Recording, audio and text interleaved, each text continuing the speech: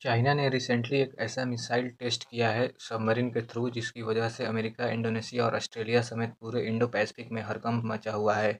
आप देख सकते हो कई सारे खबरें आपको मिलेंगी। रॉयटर्स जो कि एक इंटरनेशनल न्यूज़ आउटलेट है जिसने इस इश्यू को सीरियसली कवर किया है।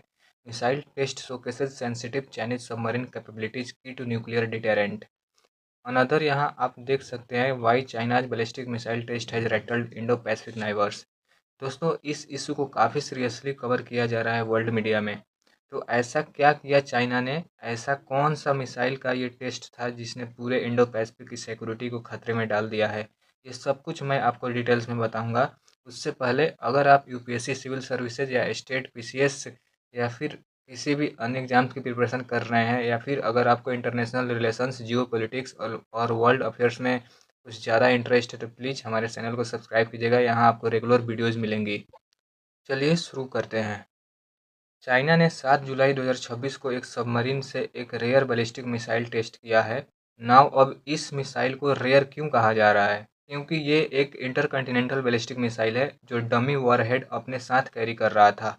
Dummy means non nuclear warhead, ऐसा चाइना ने क्लेम किया है। चाइनीज डिफेंस मिनिस्ट्री की तरफ से ये कहा गया कि ये टेस्ट इंटरनेशनल लॉ के अंतर्गत किया गया है और जिस एरिया में टेस्ट हुआ है वो एक पहले से टेस्ट के लिए प्री नोटिफाइड की गई एरिया थी। क्योंकि ये एक न्यूक्लियर कैपेबल बैलिस्टिक मिसाइल का टेस्ट है जिसकी वजह से इंडियो पैसिफिक रीजन्स की कंट्रीज की सिक्योरिटी के लिए बड़ा कंसर्न बन गया है।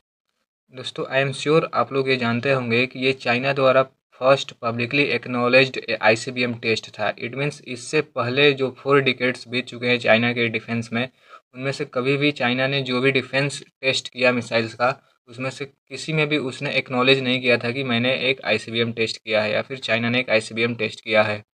दोस्तों अब क्वेश्चन ये है कि आखिर इस टेस्ट को लेकर के इंडो पैसिफिक कंट्रीज क्यों इतना वरीड हैं, क्यों इतना घबराई हुई हैं?